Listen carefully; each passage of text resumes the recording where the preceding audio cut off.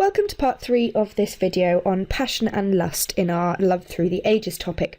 Continuing on from the previous video, we're going to finish off our analysis of A Room with a View in terms of this theme using our prose checklist, and then we're going to look at how we might compare the poem and A Room with a View with each other and how we might structure this into an essay on the theme of passion and lust.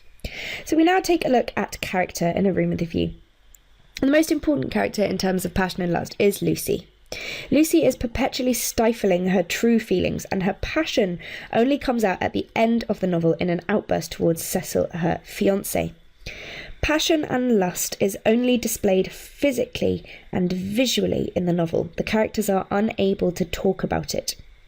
Apart from George and Mr. Emerson, who are in touch with their emotions and encourage Lucy to acknowledge passion and think independently. The setting also really changes the characters. Italy incites passion in Lucy, and in England she is engaged to the very boring and passionless Cecil. So there's a really real difference between the countries here. And just because I haven't mentioned before, I'm just mentioning it here.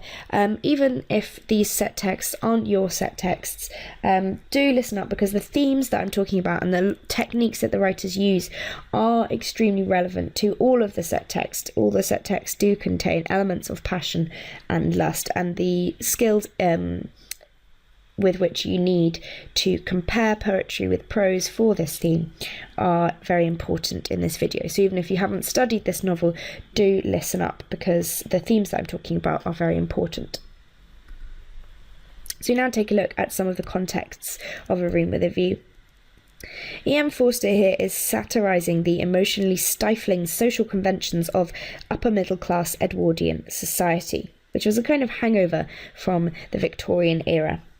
The years between the turn of the century, so from 1900 to World War II, which was started in 1914, they were quite optimistic years, and Forster really supported the idea that was developing during that time, that a more liberal education would be better than the leftover conventions from the Victorian era.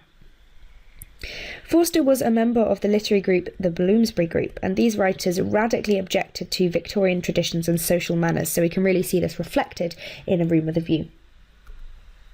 And then finally we take a look at meaning, and as always we're considering these elements in terms of our theme, which is passion and lust. So we're considering the meaning of the novel in terms of these themes. Hey guys, I hope you enjoyed the video. If you're looking for an amazing A-level English literature resource, join me today in my series of engaging bite-sized video tutorials. Together, we will concisely cover all the important concepts required by your exam board specification, as well as practically apply what we have learnt through exam-style questions, focusing on how best to structure your answers in order to maximise marks. See you soon, and together let's make A-level English literature a walk in the park.